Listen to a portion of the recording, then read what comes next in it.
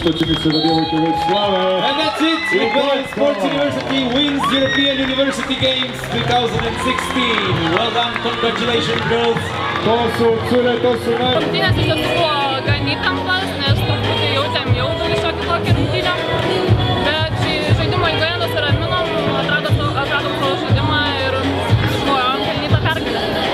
Aš manau, komandinis nusiteikimas, nes iš tiesų tikrai buvom nusiteikusios žaisti iki galo, nes tiek perėjom ir nebuvo sutrauktas. Iš tikrųjų, pirmas rungtynės pačios buvo tikrai didelis jaudulys. Gavom tiesiog kovojom iki galo ir paskutinį sekundę gavom lengvą metimą, kuris ir lėmė rungtynę.